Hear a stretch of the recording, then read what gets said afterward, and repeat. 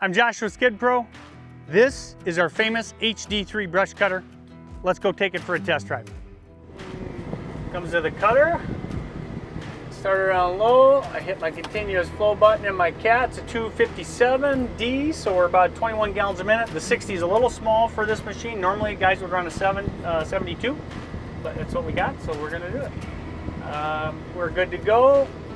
Run my roller forward. This is a bi-directional cutter. Continuous flow is locked in. I like to crank up RPMs, and I back off just a skosh. First thing, keep that deck up. This isn't as tall as our industrial cutter, but you still don't want to drag your bottom corner.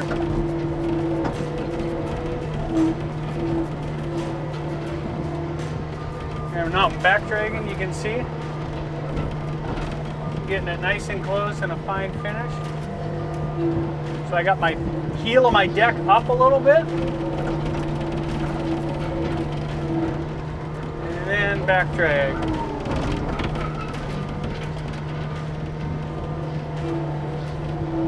It just helps get a nice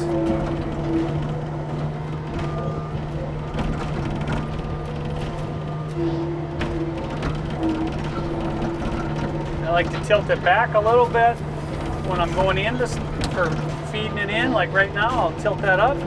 My heel's still at the normal height, and then I'll back drag and just hit it. So I'm really just using it. The heel always stays the same, and then I kind of adjust from there. Here, again, real thick stuff. I got it tilted up, feed everything through a little bit nicer. Okay, no problem there. Now we're gonna just go back. And what I'm doing is not only getting an extra hit on everything, you can see I'm getting everything at ground level versus over here, this other pass somebody did, they didn't back drag. So you got these stems sticking up. So back dragging helps get the material cut, and then also recut, I should say, and then also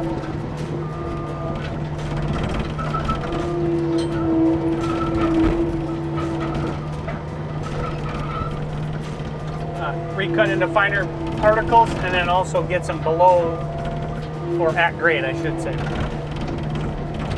Here you go, it's coming in, back drag. That's kind of the way to do it.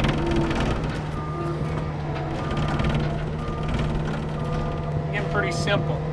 Let's go find a tree to cut down.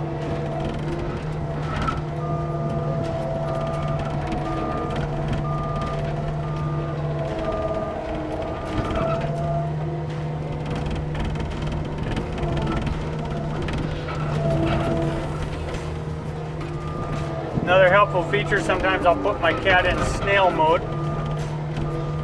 I'll show you. I'll click the left button, now I'm in snail mode 18. It's 18 out of 20. And that just takes away some of the jumpiness. You can see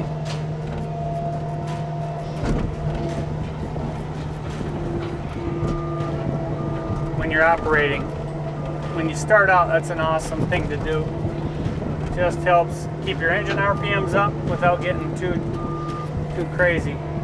So here you can see there's a good nice 3-inch, 4-inch tree. Clear this out so you can see it. Okay, so there's a 4-inch tree. Now you can come at it right here on the corner if you want, and go at it that way. You can see how I'm just gonna start pushing in. I add tension to the bar, and then the knives will start cutting. The other way to do it, if you want to get in the small bits as possible, tilt it all the way back, raise it up a little bit, not over about that, and then I'm gonna cut the top off, and I'm gonna chew her up.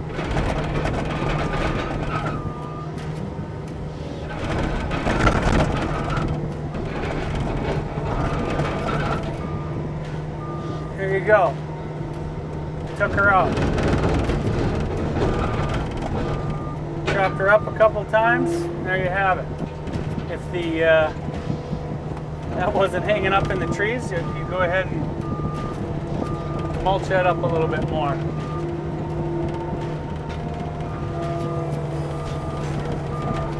So that's how you run the cutter. Keep it close on the ground. Run it on the skid shoes. Back drag on the front. Again, I like to keep that heel up just a touch. Raise it up. Come into the brush. Back drag. Well, there you have it.